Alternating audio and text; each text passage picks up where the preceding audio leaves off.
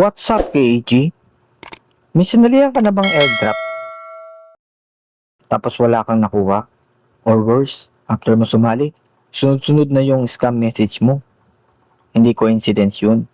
May mga airdrops na hindi talaga para magbigay, kundi para kumuha. Pag-usapan natin. Let's go! Alam mo, isa sa pinaka-misunderstood sa crypto space, ang airdrop. Kasi ang tingin ng karamihan, libreng pera. Pero ang totoo, walang libre. Either nagbabayad ka ng oras, o nagbabayad ka ng data mo, o ikaw mismo yung produkto. Tanong ko sa'yo, ilang beses ka na bang sumali sa airdrop na wala ka namang talagang na-earn?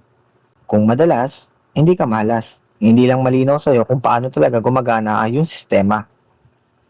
Ano ba talaga ang airdrop? Simple lang. Airdrop equals marketing.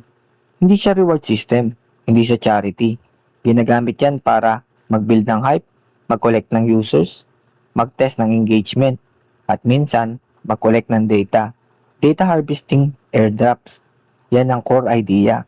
Ito yung hindi sinasabi ng karamihan. May mga airdrops na nagpapagawa ng wallet connection, nagpapafill up ng forms, nagpapajoin sa Telegram or Discord, nagpapafollow sa socials. Mukhang normal pero isipin mo, bakit kailangan nila lahat yun? Sample, sumali ka sa airdrop, nag-connect ka ng wallet. Ngayon alam na nila, wallet address mo, transaction history mo, asset mo. Target ka na. Pangalawang example, nag-join ka sa Telegram. Ngayon, may contact na sila. Pwede kang i-target ng phishing. Pwede ka isali sa fake announcement. Pangatlong example, nag-fill up ka ng email. Boom! Spam plus phishing plus fake airdrops incoming. Bakit ginagawa ito? May tatlong dahilan. Growth hacking. Paramihin ng users kahit walang real product. Data monetization. Ibebenta or gagamitin ang data. Pangatlo, future exploitation. Pag nakita nilang active ka, target ka na ng scam. Ano mga strengths and weaknesses nito? Ang strength ng airdrops, pwede kang kumita. Real talk, meron naman talaga. Low capital, time lang yung puhunan. Good entry point sa beginners. Ang weakness nito, time draining, low success rate, high exposure sa scams, data risk, ito yung hindi napapansin. Hindi ko sinasabi na lahat ng airdrop scam, pero ito yung sasabihin ko, kung wala kang system, ikaw yung inaabuso ng system. Kung random ka lang sumasali, hindi ka grinder, hindi ka early adapter, ikaw yung target. Walang clear project use case, puro task, walang explanation, overhype sa rewards, required personal information, kagaya ng email or cellphone number.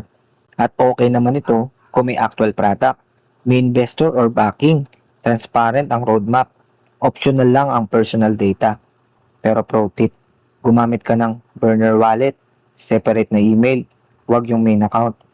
Ang simple pero 90% ng tao hindi ginagawa. Sa personal take ko, sumasali pa rin ako sa airdrop pero selective. Hindi ako basta-basta nagbibigay ng main wallet, personal email, oras sa low quality stats. Kasi kung hindi worth it, exit agad. Ito hindi na pag-uusapan. Airdrop are not income. They are asymmetric bets. Meaning, maraming talo, iilang panalo. Pero pag nanalo, malaki. Sample, 100 yung airdrop, 98 yung useless, 2 yung profitable. Kung wala kang filter, burnout ka lang.